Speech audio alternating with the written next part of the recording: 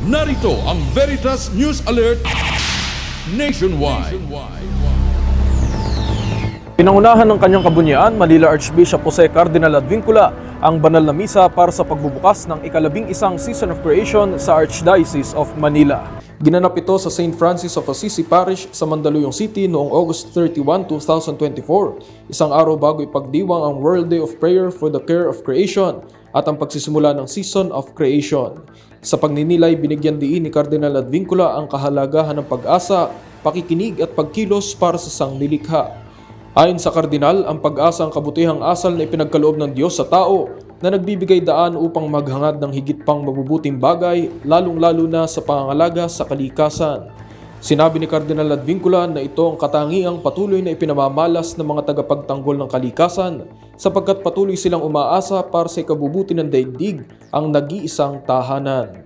Those who care for the environment and advocate the protection of God's creation are hopeful people because they desire what is best for the world, for humanity, and for the whole of God's creation.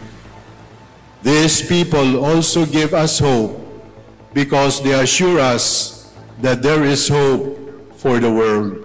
Hinimok naman ng Arsobispo ang pakikinig sa hinaing ng nagdurusang daigdig dahil sa mga tinamong pinsala mula sa pagmamalabis ng mga tao.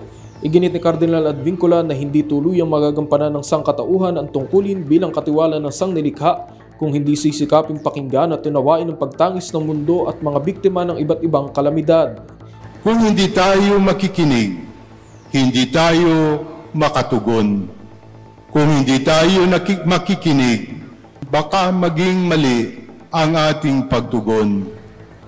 Let us listen to their cries and we will be able to respond properly, appropriately, and in a timely manner. Sa huli, inanyahan ng kardinal ang lahat na kumilos at gampanan ng tungkuling iniatas ng Diyos sa bawat isa bilang mabubuting katiwala ng sanglilikha. Aniya, maraming taong umaasa at nakikinig para sa ikabubuti ng mundo, ngunit nagkukulang naman sa paggawa. Inihayag ni Cardinal Advincula na sa simpleng pagsasabuhin ng kalinisan sa sarili at kapaligiran ay malaki ng bagay upang maipakita ang hangaring pangalagaan ang sanglilikha ng Diyos. This is one concrete action that we can easily do. Panatilihing malinis ang kapaligiran. Huwag magtatapon ng basura kung saan-saan. Mag-segregate at mag-recycle. By ensuring the cleanliness of our surroundings and of our lives, we contribute to the care of God's creation. Taong 2013 nang ilunsad ng Nooy Arsobispo ng Maynila at kasalukuyang Pro-Prefect ng Dicastery for Evangelization, Luis Antonio Cardinal Tagle, ang Archdiocesan Celebration ng Season of Creation na layong hikayatin ng higit pang mga Katoliko na palalimin at palawakin ang kamalayan sa mga tungkulin bilang mga katiwala ng inang kalikasan. Tema ng Season of Creation ngayong taon ang To Hope and Act with Creation, habang simbolo naman ang The First Fruits of Hope na hango mula sa sulat ni San Pablo sa mga taga-Roma. Ipagdiriwang sa Pilipinas ang panahon ng paglikha mula September 1 kasabay ng World Day of Prayer for the Care of Creation at magtatapos sa October 13 kasabay naman ng National Indigenous Peoples Sunday. Para sa Veritas PH, ako ang inyong kapanalig Michael Año-Nuevo, sumainyo ang katotohanan. Veritas News Alert Nationwide.